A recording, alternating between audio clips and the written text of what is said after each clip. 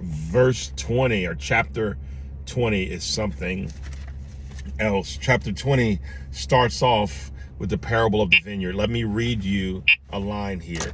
About 9 a.m, he went out and saw others standing in the marketplace doing nothing. And this is Jesus giving a parable. He loved to give parables. And he gives the parable of hiring someone, and I'll paraphrase. Basically goes out at 6 a.m., sees someone doing nothing. And the parable is doing nothing as far as standing around, but it could be seen as doing nothing with their lives. And he asked the people, why aren't you doing something with your life? And he says, because no one has hired us, aka no one has discipled us. So he hires them at 6 a.m. and says, I'll give you $100. And I'm paraphrasing. Here it says a denarii. Then he hires someone to say at noon and says, I'll give you $100 to work for the day. Hires someone at like 5 o'clock, only an hour left to work. Hey, I'll give you $100 to work for the day. And then he pays them all $100. And the people that worked in the morning got upset that they received the same amount as the person that worked in the evening. And the master goes and says, didn't I tell you I'd pay you this? And you agreed happily, basically. He said, yes. He said, then why would you be upset that I paid you what I said I was going to pay you? Can I not be generous to others and pay them what I said I would pay them to?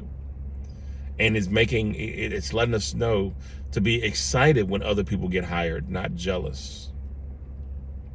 It goes on to Jesus talking about his death and goes on to John and James's mother's request that they be basically sitting on thrones next to Jesus. Their mother and them, because they're there. They're just may not have had enough upspa, whatever that means, to ask Jesus themselves. So they had their mother, they had mommy ask Jesus. And they're saying, hey, Jesus, let my sons sit on thrones with you when you come into your kingdom. And Jesus says, listen, that's not for me to decide. It's already been decided for those who will sit next to me on thrones. And he asked James and John, he says, listen, I have to suffer.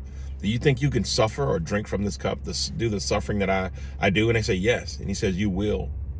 Basically, followers of me will suffer, but it's not my place to put you on thrones. He's saying that's my Father's place. That is God's place.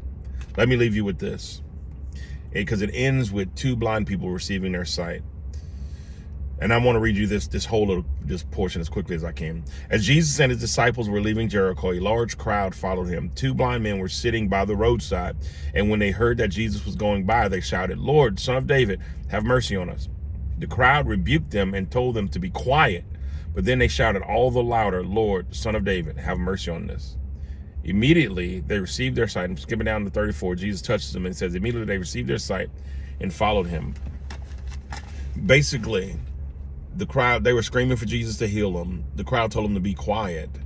And they kept screaming until Jesus came over and healed them. They got exactly what they wanted from Jesus.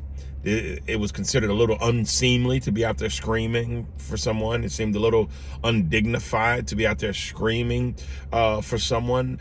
But I wonder today how many of us are missing out on exactly what Jesus has for us because we're too afraid to be unseemly, too afraid to be indignant, too afraid to let our hair down and be seen in a non-dignified light. Are you too dignified to be saved, blessed, and healed? Release your praise, release your mouth, praise and worship in church, in class, at your job. Be undignified and see if Jesus won't bless you. I love you. God bless you. Enjoy 20.